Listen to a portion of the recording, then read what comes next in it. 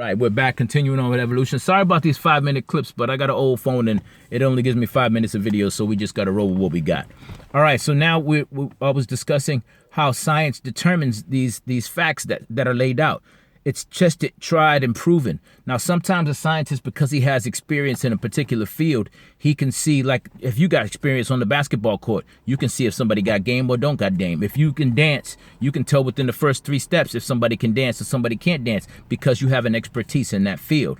Well, it's just the same way in science or any other study. If you're good at something, then you can observe an individual doing that something or aspects of that something, and you can determine yes, no, and you can hypothesize. Well, these guys are probably going to win because their point guard is better, they got better rebounds, they got better shooters, or the coach is better, and you know the coach. So if you have a history, then you can make what is called an educated guess. Now, people like you and me, we just make guesses.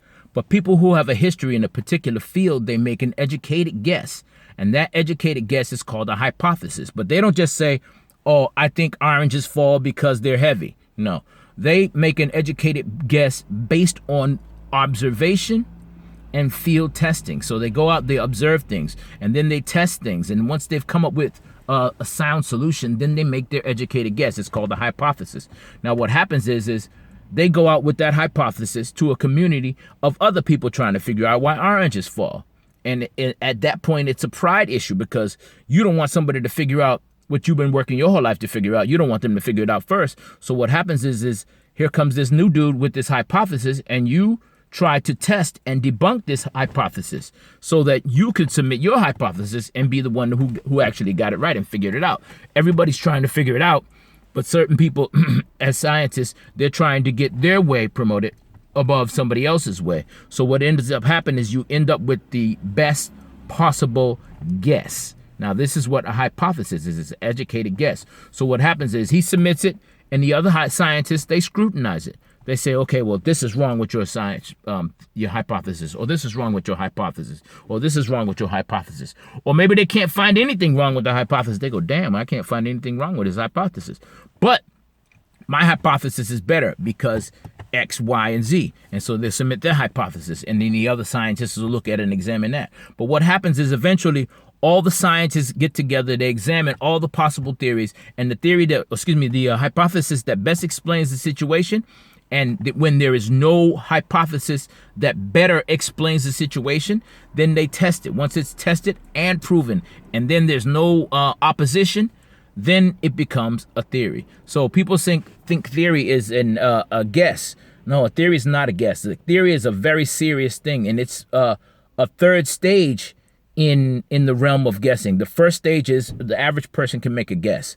But then the next stage, which is a very serious stage, is a scientific guess, which is called a hypothesis. And that could only be made by people who have experience in the field. If I say, let's go play some ball, and I go out there and I'm dribbling and I'm crossing people over, I'm doing layups, I'm doing free throws and 3-point shots and no-look passes and stuff, then you know I got some game in this field. Okay, so that game has a credibility. It has a credit. If I go out there and make the same claims, but I get out there and I can't dribble and I have no coordination and my shots are off and my pass is off, then that destroys my credibility. So without that scientific credibility, I can't make a hypothesis because I don't have the background to know certain things in that specific field to make that guess. So I can only make a guess unless I have scientific or experienced background in that field. With that background in that field, then I can make a hypothesis. The hypothesis is then tested. It's then compared. It's then tried. It's then examined. And then after all of that, then it can be allowed to become a theory. Now, some theories have been stated as fact, and some theories we accept as fact, but we don't label them as fact. And the reason we don't label them as fact is because for a scientific theory to be labeled as a fact, it has to be able to be reproduced in a laboratory. And the problem with reproducing in a laboratory, yes, we can reproduce certain effects, but some mathematical equations involve time as a part of the equation.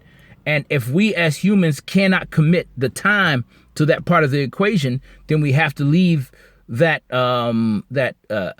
hypothesis as a theory, and we can't take it further to label it as a fact because we can't affect the time involved in the equation. See, these things are also tested not only by physical tests, but by mathematical equations. And that's why you have people called